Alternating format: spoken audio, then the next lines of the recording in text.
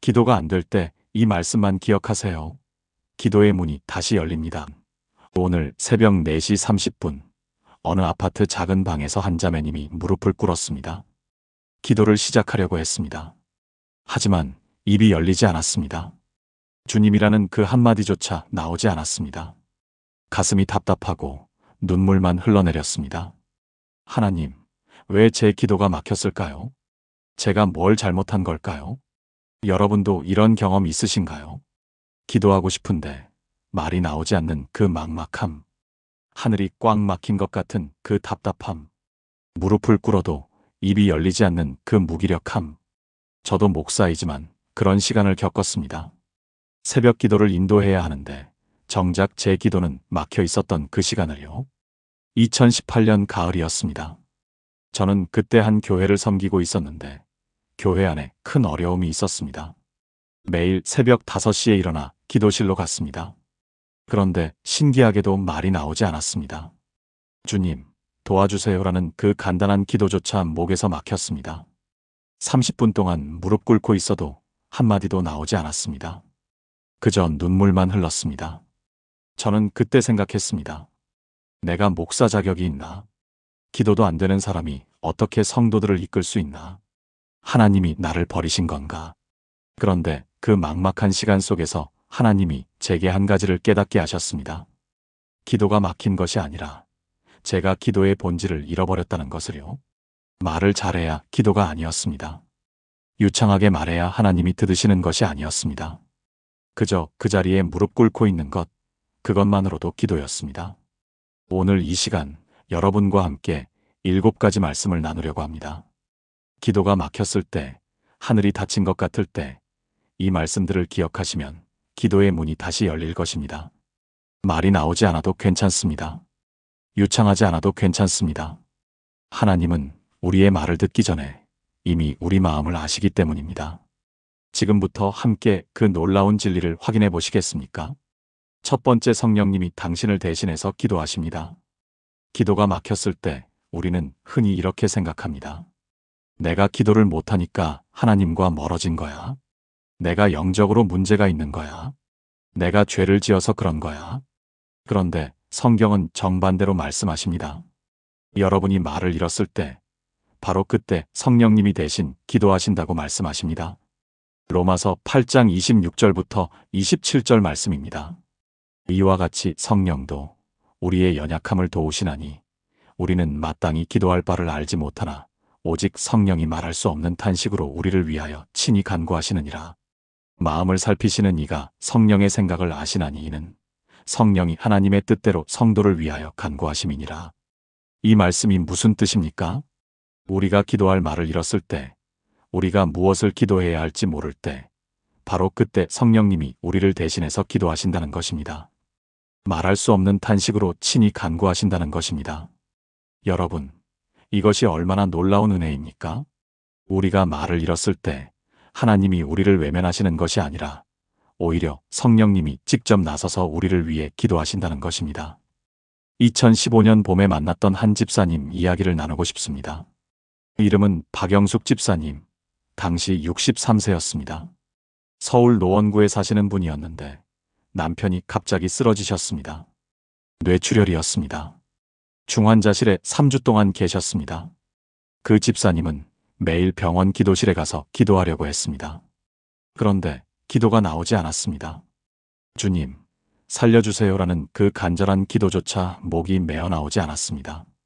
기도실 바닥에 엎드려서 그저 눈물만 흘렸습니다. 1시간, 2시간 그렇게 울기만 했습니다. 그런데 신기한 일이 일어났습니다. 말은 한마디도 하지 못했는데 기도를 마치고 나면 마음이 평안해지는 것이었습니다. 설명할 수 없는 위로가 마음속에 임했습니다. 3주가 지나고 남편이 깨어났습니다. 의사들이 기적이라고 했습니다. 그 집사님이 나중에 제게 말씀하셨습니다. 목사님, 저는 그때 한마디도 기도하지 못했어요. 그런데 하나님은 제 눈물을 기도로 받아주셨어요. 성령님이 저를 대신해서 기도해 주셨다는 걸 나중에 깨달았어요. 여러분, 이것이 바로 성령님의 사역입니다. 우리가 말을 잃었을 때, 우리가 무엇을 기도해야 할지 모를 때, 성령님이 우리 안에서 친히 탄식하시며 기도하십니다. 그 기도는 우리의 유창한 말보다 더 강력합니다. 하나님의 뜻에 완벽하게 맞는 기도이기 때문입니다. 사랑하는 여러분, 지금 저와 함께 이렇게 기도해 보시겠습니까? 성령 하나님, 제가 무엇을 기도해야 할지 모를 때가 있습니다. 말이 막히고 생각이 흐려질 때가 있습니다. 그럴 때 주님께서 저를 대신하여 기도하신다는 이 놀라운 약속에 감사드립니다. 오늘도 제 안에서 친히 탄식하시며 하나님의 뜻대로 간구해 주소서. 제 연약함을 도우시는 성령님을 신뢰합니다. 예수님의 이름으로 기도합니다. 아멘. 이 기도를 기억하세요. 말이 막힐 때, 바로 그때 성령님이 일하고 계십니다. 두 번째, 하나님은 말없는 당신의 신음까지도 들으십니다. 우리는 흔히 생각합니다. 기도는 말로 해야 한다고요. 정확하게 표현해야 하나님이 들으신다고요. 논리적으로 정리해서 말씀드려야 한다고요. 그런데 성경은 그렇지 않다고 말씀하십니다. 하나님은 우리의 말뿐만 아니라 우리의 신음까지도 들으신다고 말씀하십니다. 시편 38편 9절 말씀입니다. 주여, 나의 모든 소원이 주 앞에 있사오며 나의 탄식이 주께 숨겨지지 아니하나이다. 이 시편은 다윗이 깊은 고통 가운데 쓴 시입니다. 육체적으로도 아프고 영적으로도 지쳐 있었습니다. 말로 표현할 수 없는 고통 속에 있었습니다. 그런데 다윗은 이렇게 고백합니다. 나의 탄식이 주께 숨겨지지 아니한다고요. 탄식이 무엇입니까? 말이 아닙니다. 논리적인 기도가 아닙니다. 그저 아파하는 소리입니다. 신음입니다. 한숨입니다. 그런데 하나님은 그것까지도 들으신다는 것입니다. 여러분, 이것이 얼마나 위로가 되는 말씀입니까?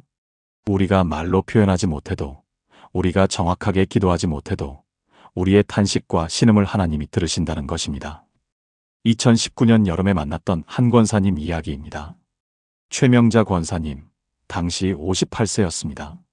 부산 해운대에 사시는 분이었는데 외동아들이 사업에 실패했습니다. 5억 원의 빚을 지게 되었습니다. 그 아들이 집을 나가버렸습니다. 연락도 안 되고 어디 있는지도 몰랐습니다. 권사님은 매일 새벽 기도하러 갔습니다. 그런데 기도가 나오지 않았습니다. 아들아라는 말만 나오고 그 다음이 막혔습니다. 주님이라는 말도 나오지 않았습니다. 그저 기도실 구석에 앉아서 한숨만 쉬었습니다. 후, 말없는 한숨만 계속 나왔습니다. 한 달, 두 달이 지났습니다. 여전히 아들 소식은 없었습니다. 그런데 3개월째 되던 어느 날 새벽 기도실에서 한숨을 쉬고 있는데 갑자기 마음에 평안이 임했습니다. 아들이 살아있다는 확신이 들었습니다. 돌아올 것이라는 믿음이 생겼습니다. 그리고 일주일 후 아들에게서 전화가 왔습니다. 엄마, 저 제주도에 있어요. 친구 집에서 지내고 있어요. 이제 다시 시작하려고요. 권사님은 울면서 제게 말씀하셨습니다. 목사님, 저는 3개월 동안 한마디도 기도하지 못했어요. 그냥 한숨만 쉬었어요. 그런데 하나님은 그 한숨을 들으셨어요. 제 신음을 기도로 받아주셨어요. 여러분, 하나님은 우리의 말만 들으시는 분이 아닙니다. 우리의 한숨을 들으십니다. 우리의 신음을 들으십니다. 우리의 눈물을 보십니다. 말로 표현하지 못하는 그 아픔까지도 하나님은 다 아십니다. 시편 56편 8절은 이렇게 말씀합니다. 나의 유리함을 주께서 계수하셨으니 나의 눈물을 주의 병에 담으소서. 이것이 주의 책에 기록되지 아니하였나이까. 하나님은 우리의 눈물 한 방울까지도 병에 담아 기억하시는 분입니다. 우리의 아픔 하나하나를 책에 기록하시는 분입니다. 그러니 말이 나오지 않아도 괜찮습니다. 유창하게 기도하지 못해도 괜찮습니다. 그저 주님 앞에 나아가 탄식하고 신음하는 것만으로도 충분합니다. 함께 기도하시겠습니까? 하나님 아버지, 제가 말로 표현할 수 없는 아픔이 있습니다. 설명할 수 없는 고통이 있습니다. 그럴 때 저는 그저 탄식할 수밖에 없습니다. 하지만 주님은 그 탄식까지도 들으신다는 이 놀라운 약속을 믿습니다. 저의 한숨을, 저의 신음을, 저의 눈물을 주께서 다 아시고 기억하신다는 것을 고백합니다. 오늘도 제 마음을 살피시는 주님을 신뢰합니다. 예수님의 이름으로 기도합니다. 아멘. 말 없는 당신의 기도도 하나님께 상달됩니다. 세 번째, 예수님이 지금 이 순간도 당신을 위해 중보하십니다. 기도가 막혔을 때 우리가 느끼는 가장 큰 두려움이 무엇입니까? 하나님이 내 기도를 안 들으시는 것 같다는 두려움입니다. 내가 기도해도 소용없을 것 같다는 절망입니다. 하늘이 꽉 막힌 것 같은 답답함입니다. 그런데 성경은 놀라운 진리를 알려줍니다. 당신이 기도하지 못할 때도 예수님이 당신을 위해 기도하고 계신다는 것입니다. 히브리서 7장 25절 말씀입니다. 그러므로 자기를 힘입어 하나님께 나아가는 자들을 온전히 구원하실 수 있으니 이는 그가 항상 살아계셔서 그들을 위하여 간구하심이라. 이 말씀이 무엇을 의미합니까?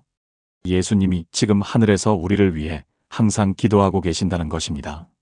쉬지 않고 중보하고 계신다는 것입니다. 여러분이 기도할 수 없을 때도, 여러분이 말을 잃었을 때도 예수님의 기도는 멈추지 않습니다. 예수님은 여러분의 이름을 부르며 하나님 아버지께 간구하고 계십니다. 이것이 우리가 가진 가장 큰 위로입니다. 우리의 기도가 약해도, 우리의 믿음이 흔들려도 예수님의 기도는 결코 약해지지 않습니다. 누가복음 22장을 보면 이런 장면이 나옵니다. 예수님이 베드로에게 말씀하십니다. 시몬아, 시몬아 보라, 사탄이 너희를 밀가부르듯 하려고 요구하였으나 그러나 내가 너를 위하여 내 믿음이 떨어지지 않기를 기도하였노니. 예수님은 베드로가 자신을 3번 부인할 것을 아셨습니다. 베드로의 믿음이 흔들릴 것을 아셨습니다. 그런데 그 전에 미리 베드로를 위해 기도하셨습니다. 내 믿음이 떨어지지 않기를 기도했다고 말씀하셨습니다. 여러분, 이것이 예수님의 마음입니다. 우리가 넘어지기 전에 미리 기도하시는 분입니다. 우리가 실패할 것을 아시면서도 포기하지 않고 중보하시는 분입니다. 2020년 가을, 저는 한 청년을 만났습니다. 김태현 청년, 당시 29세였습니다. 인천에서 작은 회사를 다니던 청년이었는데 우울증으로 6개월 동안 고생했습니다. 아침에 일어나는 것조차 힘들었습니다. 교회도 3개월째 나가지 못했습니다. 기도는 완전히 끊긴 상태였습니다. 성경책을 펴도 한 줄도 읽히지 않았습니다. 그냥 하루하루를 버티는 것만으로도 벅찼습니다. 어느 날 새벽 잠을 이루지 못하고 침대에 누워 있었습니다. 갑자기 한 생각이 떠올랐습니다. 지금 이 순간에도 예수님이 나를 위해 기도하고 계시다는 생각이었습니다. 내가 기도하지 못해도, 내가 성경을 읽지 못해도 예수님은 나를 포기하지 않으시고 중보하고 계신다는 확신이 들었습니다. 그 순간 눈물이 쏟아졌습니다. 주님, 제가 기도하지 못하는데도 주님은 저를 위해 기도하고 계시네요. 제가 주님을 잊었는데도 주님은 저를 기억하고 계시네요. 그날부터 조금씩 변화가 시작되었습니다. 기도가 바로 회복된 것은 아니었습니다. 하지만 마음에 평안이 찾아왔습니다. 주님이 나를 포기하지 않으셨다는 확신이 생겼습니다. 한 달 후 다시 교회에 나가기 시작했습니다. 3달 후 새벽 기도에 나갔습니다. 6개월 후 우울증 약을 끊었습니다. 그 청년이 제게 말했습니다. 목사님, 제가 깨달은 게 있어요. 기도는 내가 하는 게 아니라 예수님이 하시는 거더라고요. 내가 할 수 없을 때 예수님이 대신 하시는 거더라고요. 여러분, 이것이 복음입니다. 우리의 기도가 약할 때, 우리의 믿음이 흔들릴 때 예수님의 기도가 우리를 지켜줍니다. 예수님의 중보가 우리를 붙들어줍니다. 로마서 8장 34절은 이렇게 선포합니다. 누가 정죄하리요? 죽으실 뿐 아니라 다시 살아나신 이는 그리스도 예수시니 그는 하나님 우편에 계신 자요 우리를 위하여 간구하시는 자시니라. 예수님이 지금 하나님 우편에서 우리를 위해 간구하고 계십니다. 우리의 이름을 부르며 기도하고 계십니다. 그러니 우리가 기도하지 못해도 괜찮습니다. 예수님의 기도가 우리를 덮고 있기 때문입니다. 함께 기도하시겠습니까? 사랑의 주 예수님, 제가 기도할 수 없을 때도 주님은 저를 위해 중보하고 계신다는 이 놀라운 진리에 감사드립니다. 항상 살아계셔서 저를 위하여 간구하시는 주님을 찬양합니다. 제 믿음이 약할 때, 제 기도가 막힐 때 주님의 기도가 저를 지켜주신다는 것을 믿습니다. 지금 이 순간에도 하나님 우편에서 저의 이름을 부르시는 주님을 의지합니다. 예수님의 이름으로 기도합니다. 아멘. 예수님의 중보 기도가 당신을 붙들고 있습니다. 4번째, 약할 때 오히려 하나님의 능력이 완전해집니다. 우리는 강해져야 기도할 수 있다고 생각합니다. 믿음이 커야 하나님께 나아갈 수 있다고 생각합니다. 영적으로 성숙해야 기도의 응답을 받을 수 있다고 생각합니다. 그런데 성경은 정반대로 말씀하십니다. 약할 때, 바로 그때 하나님의 능력이 완전해진다고 말씀하십니다. 고린도후서 12장 9절부터 10절 말씀입니다. 그가 내게 이르시기를 내 은혜가 내게 족하도다. 이는 내 능력이 약한 데서 온전하여짐이라 하신지라. 그러므로 도리어 크게 기뻐함으로 나의 여러 약한 것들에 대하여 자랑하리니 이는 그리스도의 능력이 내게 머물게 하려 함이라. 그러므로 내가 그리스도를 위하여 약한 것들과 능욕과 궁핍과 박해와 곤고를 기뻐하노니 이는 내가 약한 그때의 강함이라. 바울이 이 고백을 할 때 그는 육체의 가시로 고통받고 있었습니다. 3번이나 하나님께 그것을 제거해달라고 기도했습니다. 하지만 하나님은 제거해주지 않으셨습니다. 대신 이렇게 말씀하셨습니다. 내 은혜가 내게 족하다. 내 능력이 약한 데서 온전하여진다. 이 말씀이 무엇을 의미합니까? 우리가 약할 때, 우리가 할 수 없을 때, 바로 그때 하나님의 능력이 나타난다는 것입니다. 우리의 약함이 하나님의 능력을 드러내는 통로가 된다는 것입니다. 기도가 막혔다는 것은 우리가 약하다는 증거입니다. 우리 힘으로는 할 수 없다는 고백입니다. 그런데 바로 그것이 하나님이 일하시는 시작점입니다. 2017년 겨울, 저는 한 목사님을 만났습니다. 이수진 목사님, 당시 45세였습니다. 경기도 평택에서 작은 교회를 개척하신 지 3년째 되던 해였습니다. 교인은 20명 정도였습니다. 재정도 어려웠습니다. 매달 월세를 내기도 빠듯했습니다. 어느 날 한 교인이 교회를 떠났습니다. 그것도 안 좋은 말을 남기고 떠났습니다. 목사님은 그날 새벽 기도실에 무릎 꿇었습니다. 그런데 기도가 나오지 않았습니다. 주님, 제가 뭘 잘못했습니까? 라는 말만 맴돌고 그 다음이 나오지 않았습니다. 30분 동안 그 자리에 앉아 있었습니다. 말도 나오지 않고 눈물도 나오지 않았습니다. 그냥 텅 빈 느낌이었습니다. 그때 마음에 한 구절이 떠올랐습니다. 내 능력이 약한 데서 온전하여진다. 아, 내가 약하구나. 내가 할 수 없구나. 그러면 이제 하나님이 하시겠구나. 그 순간 무거운 짐이 내려놓아지는 느낌이 들었습니다. 목사님은 그날부터 기도가 바뀌었습니다. 주님, 제가 잘하게 해주세요가 아니라 주님, 저는 못합니다. 주님이 하세요로 바뀌었습니다. 교회를 키워주세요가 아니라 주님의 뜻대로 인도해주세요로 바뀌었습니다. 한 달 후 신기한 일이 일어났습니다. 떠났던 교인이 다시 돌아왔습니다. 사과하며 눈물을 흘렸습니다. 석 달 후 새 가족 5명이 등록했습니다. 6개월 후 한 성도가 예배당 월세를 1년치 헌금했습니다. 1년 후 교인이 40명이 되었습니다. 목사님은 제게 말씀하셨습니다. 목사님, 제가 깨달은 게 있어요. 제가 강할 때는 제 힘으로 하려고 했어요. 그런데 제가 약해지니까 하나님이 일하시더라고요. 제가 포기하니까 하나님이 시작하시더라고요. 여러분, 이것이 하나님이 일하시는 방법입니다. 우리가 강할 때가 아니라 약할 때 하나님의 능력이 나타납니다. 우리가 할 수 있을 때가 아니라 할 수 없을 때 하나님이 일하십니다. 기도가 막혔다는 것은 실패가 아닙니다.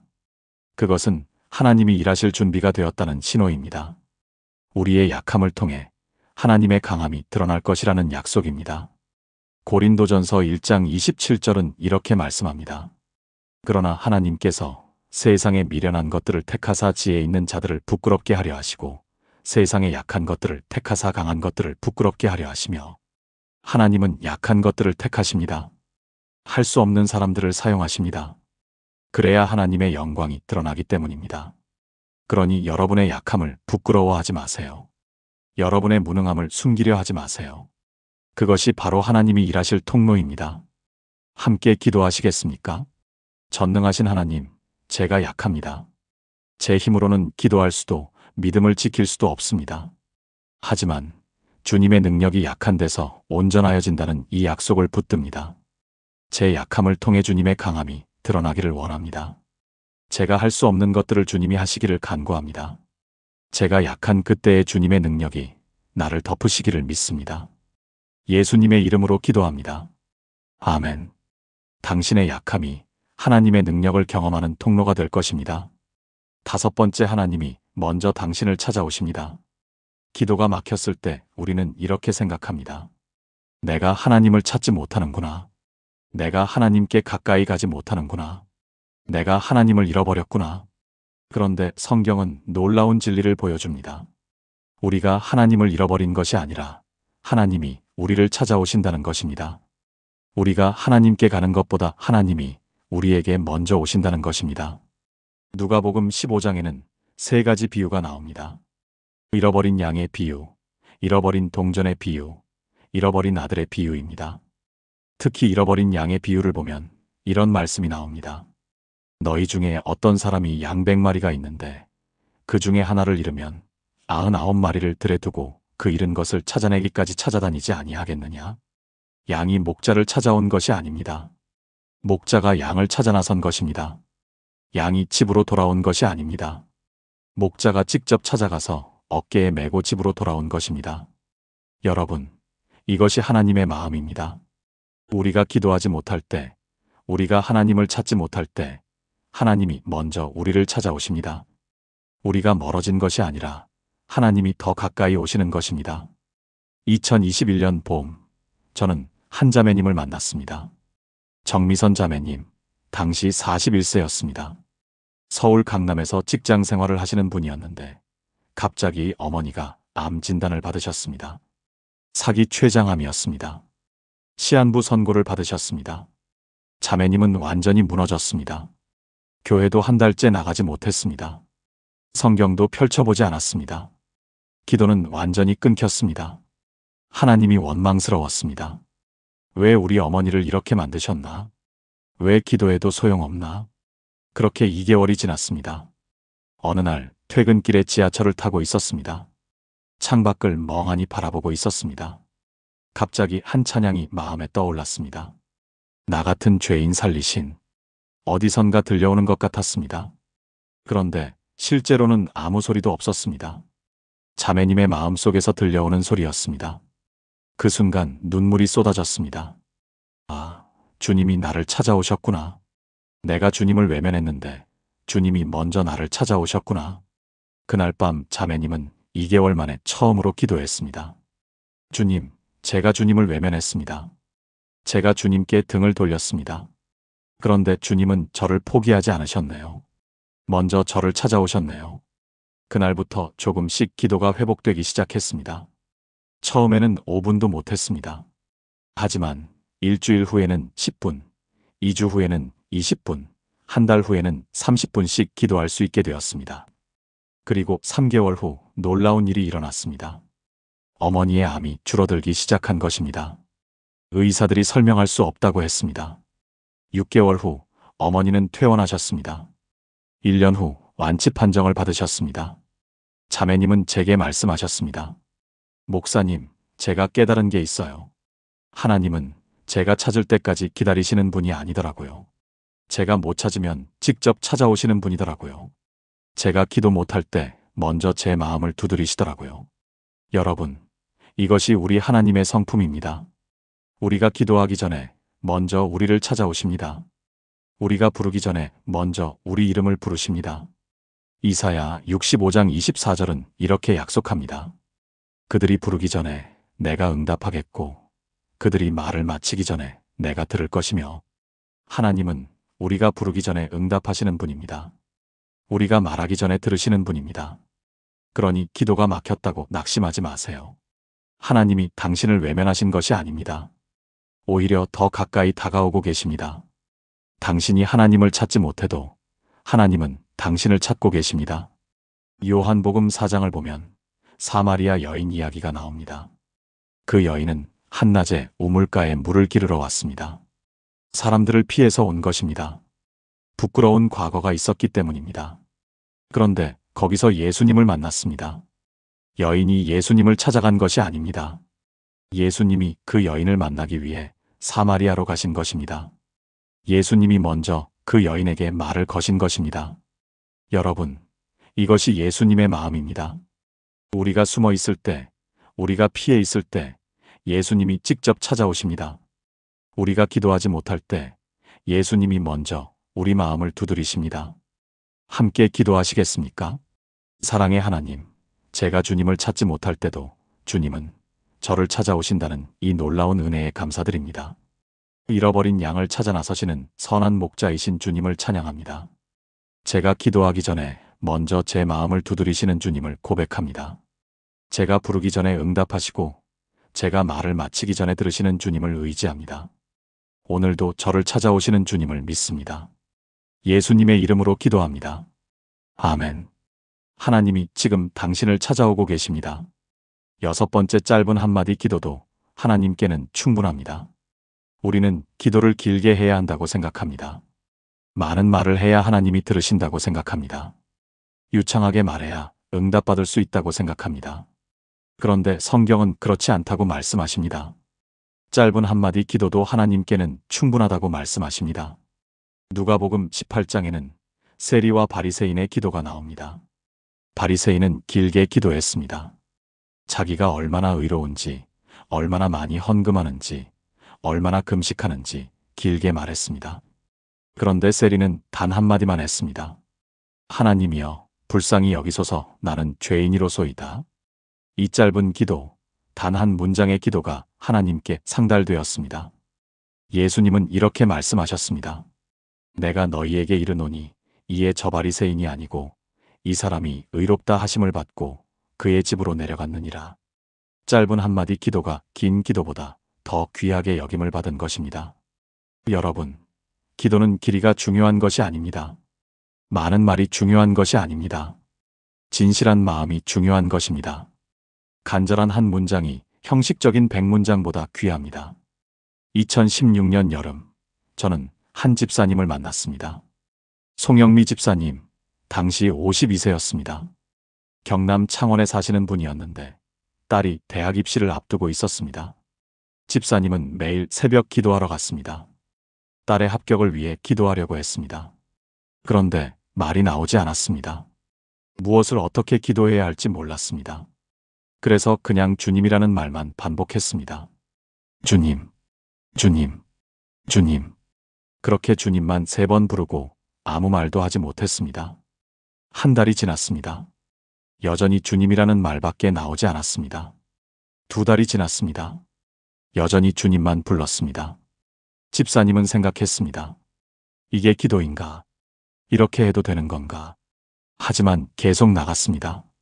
3달째도 4달째도 주님만 불렀습니다. 그리고 입시가 끝났습니다. 딸이 원하던 대학에 합격했습니다.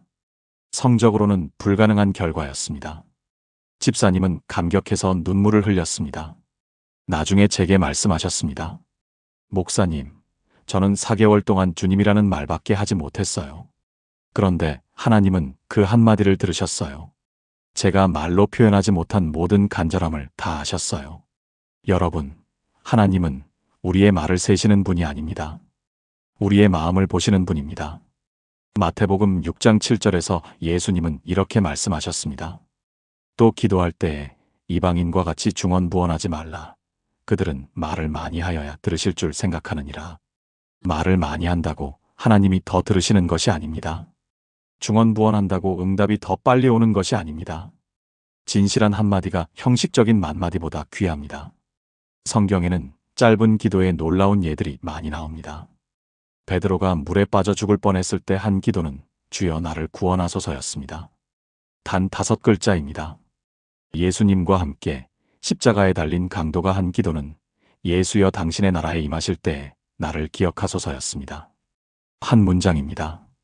엘리야가 불을 내려달라고 한 기도는 여호와여 내게 응답하소서 내게 응답하소서였습니다. 2번 반복한 짧은 기도였습니다. 하지만 이 짧은 기도들이 하늘을 움직였습니다. 하나님의 응답을 이끌어냈습니다. 기적을 일으켰습니다. 2022년 겨울, 제가 병원 중환자실에서 만난 한 할머니가 계셨습니다. 이름은 김복순 권사님, 당시 78세였습니다. 남편이 심장마비로 쓰러져 중환자실에 계셨습니다. 할머니는 중환자실 밖 복도에서 하루 종일 기도하셨습니다. 그런데 제가 옆에서 들었을 때 할머니의 기도는 아주 짧았습니다. 주님, 우리 영감 살려주이소. 이 한 문장을 계속 반복하셨습니다. 주님, 우리 영감 살려주이소. 주님, 우리 영감 살려주이소. 1시간 동안 이 말만 반복하셨습니다. 저는 옆에서 듣다가 눈물이 났습니다. 이것이 진짜 기도구나. 화려한 말이 아니라 간절한 마음이구나. 일주일 후 남편이 깨어났습니다. 의사들이 기적이라고 했습니다. 할머니는 제 손을 붙잡고 말씀하셨습니다. 목사님, 나는 글도 모르고 말도 서툴러요. 그래서 주님, 우리 영감 살려주이소밖에 못했어요. 그런데 하나님이 들어주셨어요. 여러분, 이것이 기도입니다. 긴 말이 아니라 진실한 마음입니다. 유창한 표현이 아니라 간절한 한마디입니다. 마태복음 7장 7절에서 예수님은 이렇게 말씀하셨습니다. 구하라 그리하면 너희에게 주실 것이요, 찾으라 그리하면 찾아낼 것이요, 문을 두드리라 그리하면 너희에게 열릴 것이니. 구하라는 것입니다. 길게 설명하라가 아닙니다. 많은 말을 하라가 아닙니다. 그냥 구하라는 것입니다. 문을 두드리라는 것입니다. 짧아도 괜찮습니다. 서툴러도 괜찮습니다. 진실하면 됩니다. 함께 기도하시겠습니까? 하나님 아버지, 저는 긴 기도를 하지 못합니다. 화려한 말을 할 줄 모릅니다. 하지만 주님께서는 제 짧은 한마디도 들으신다는 것을 믿습니다. 세리의 짧은 기도를 받으신 것처럼 제 간절한 한 문장도 받아주시기를 간구합니다. 말의 길이가 아니라 마음의 진실을 보시는 주님을 신뢰합니다. 오늘도 제 짧은 기도를 들으시는 주님께 감사드립니다. 예수님의 이름으로 기도합니다. 아멘. 당신의 짧은 한마디가 하나님께는 충분합니다. 7번째 기도는 능력이 아니라 관계입니다. 우리는 기도를 능력으로 생각합니다. 기도를 잘하는 것이 영적 능력이라고 생각합니다.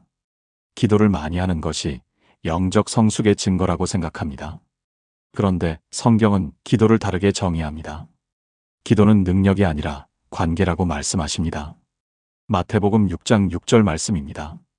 너는 기도할 때에 내 골방에 들어가 문을 닫고 은밀한 중에 계신 내 아버지께 기도하라. 은밀한 중에 보시는 내 아버지께서 갚으시리라. 여기서 핵심 단어는 아버지입니다. 기도는 아버지와 자녀의 대화입니다. 전능자와 인간의 거래가 아닙니다. 능력 있는 자와 능력 없는 자의 만남이 아닙니다. 사랑하는 아버지와 사랑받는 자녀의 관계입니다. 아버지 앞에서 자녀는 무엇을 말해도 괜찮습니다. 유창하지 않아도 괜찮습니다. 말을 더듬어도 괜찮습니다. 심지어 말이 없어도 괜찮습니다. 아버지는 자녀의 마음을 아시기 때문입니다. 자녀의 눈빛만 봐도 아시기 때문입니다. 2018년 가을, 저는 한 청년 자매를 만났습니다. 김지은 자매, 당시 27세였습니다. 서울에서 대학원을 다니던 학생이었는데 어느 날 신앙이 흔들렸습니다. 기도가 응답되지 않는 것 같았습니다. 성경을 읽어도 마음에 와닿지 않았습니다. 하나님이 정말 계신지 의문이 들었습니다.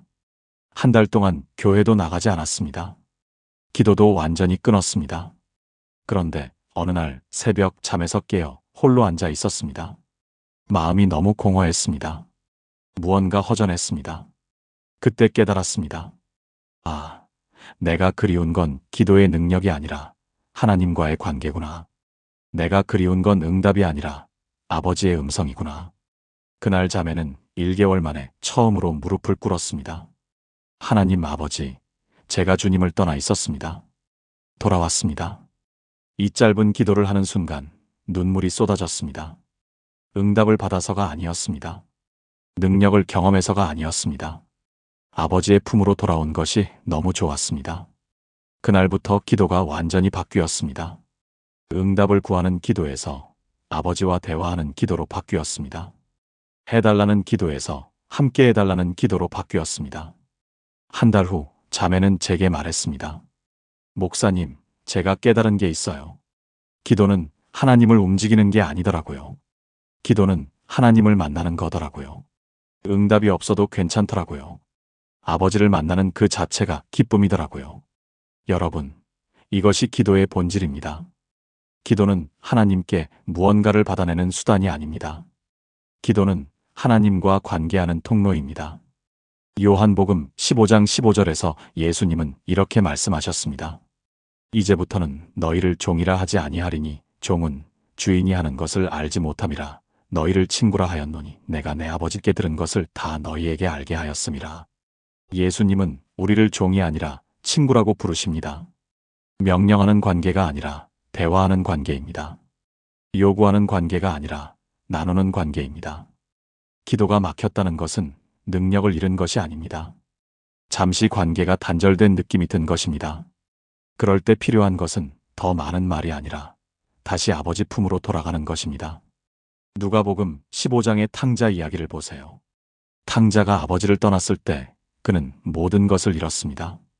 재산도 잃고 친구도 잃고 존엄도 잃었습니다. 그런데 돌아왔을 때 아버지는 그를 꾸짖지 않으셨습니다. 길게 회개 기도를 시키지도 않으셨습니다.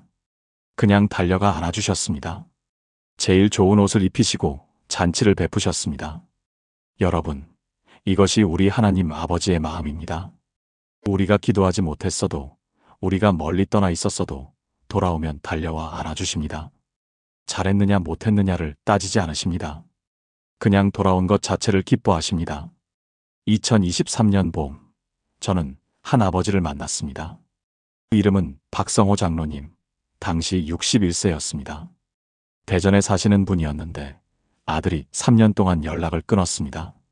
사업 실패 후 가족과 단절하고 혼자 살고 있었습니다. 장로님은 매일 아들을 위해 기도했습니다. 그런데 어느 순간부터 기도가 나오지 않았습니다. 3년 동안 기도했는데 아무 변화가 없으니 마음이 지쳤습니다. 기도를 포기하려고 했습니다.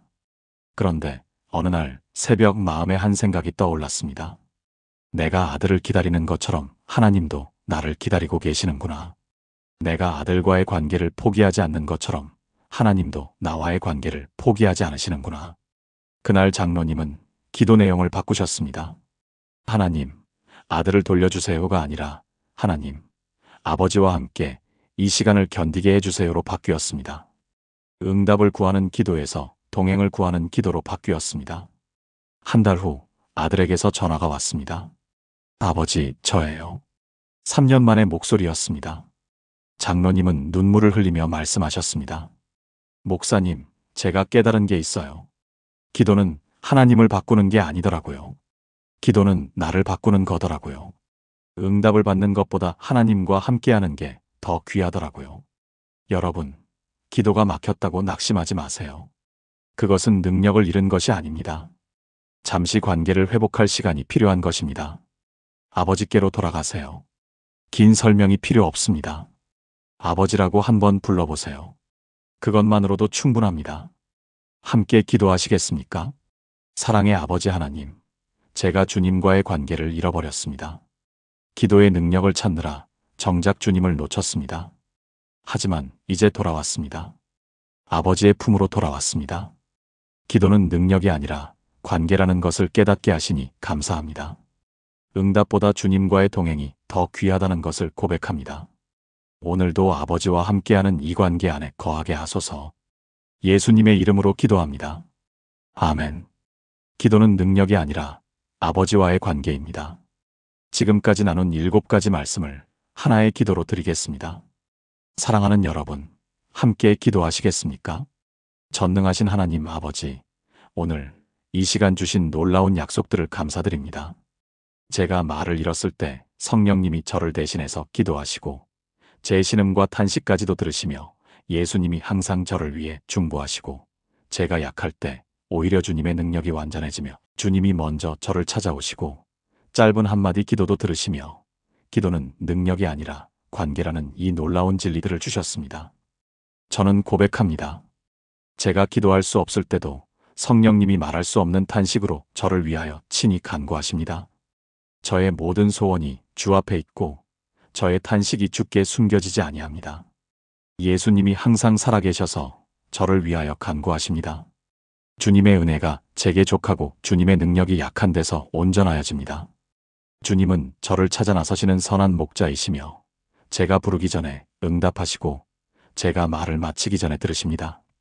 제 짧은 한마디도 주께서는 귀하게 받으시고 기도는 능력이 아니라 아버지와의 관계임을 믿습니다. 오늘부터 저와 제 가족이 이 말씀 위에 굳게 서게 하소서. 기도가 막혔을 때 좌절하지 않고 이 약속들을 기억하게 하소서. 말이 나오지 않을 때 성령님이 대신하심을 신뢰하게 하소서. 신음할 때 그것까지 들으시는 주님을 의지하게 하소서. 기도하지 못할 때도 예수님이 중보하심을 확신하게 하소서. 약할 때가 강할 때임을 깨닫게 하소서. 주님이 먼저 찾아오심을 경험하게 하소서. 한마디 기도의 능력을 누리게 하소서. 응답보다 관계를 더 귀히 여기게 하소서. 이 7가지 진리가 저의 삶 속에서 날마다 실제가 되게 하시고 기도가 막힌 모든 성도들에게 이 말씀이 위로와 소망이 되게 하소서. 기도의 문이 다시 열리는 놀라운 은혜를 경험하게 하소서. 주님과의 관계가 날마다 깊어지고 주님의 음성을 날마다 듣게 하시며 주님의 임재를 날마다 누리게 하소서. 이 모든 것이 주님의 약속이심을 믿고 신뢰하며 의지합니다. 살아계신 예수 그리스도의 이름으로 기도합니다. 아멘. 마무리. 사랑하는 여러분, 오늘 우리는 7가지 귀한 말씀을 함께 나누었습니다. 기도가 막혔을 때 기억해야 할 7가지 진리였습니다. 첫째, 성령님이 당신을 대신해서 기도하십니다. 둘째, 하나님은 말없는 당신의 신음까지도 들으십니다. 셋째, 예수님이 지금 이 순간도 당신을 위해 중보하십니다. 넷째, 약할 때 오히려 하나님의 능력이 완전해집니다. 다섯째, 하나님이 먼저 당신을 찾아오십니다. 여섯째, 짧은 한마디 기도도 하나님께는 충분합니다. 일곱째, 기도는 능력이 아니라 관계입니다. 이 7가지를 기억하시면 기도의 문이 다시 열릴 것입니다. 기도가 막혔다고 좌절하지 마세요. 그것은 하나님이 당신을 외면하신 것이 아닙니다. 오히려 더 깊은 관계로 초대하시는 것입니다. 말이 나오지 않아도 괜찮습니다. 성령님이 대신하시기 때문입니다. 유창하지 않아도 괜찮습니다. 하나님은 마음을 보시기 때문입니다. 짧아도 괜찮습니다. 진실하면 충분하기 때문입니다. 이 영상은 단순한 설교가 아니라 주님이 여러분 한 사람 한 사람에게 들려주시는 말씀입니다. 오늘 이 말씀이 여러분의 마음에 깊이 새겨지길 바랍니다. 이 말씀이 마음에 닿으셨다면 좋아요를 눌러주시고 댓글로 아멘이라고 고백해주세요. 더 많은 분들이 이 위로를 받을 수 있도록 구독과 알림 설정도 부탁드립니다. 주님께서 여러분 한 분 한 분의 이름을 부르시며 축복하십니다. 오늘 밤 이 약속이 여러분의 베개맡에 함께 하시길 축복합니다. 내일 아침 눈 뜨실 때까지 주님이 지켜주실 것입니다. 주님이 여러분 마음에 머물길 축복합니다. 감사합니다.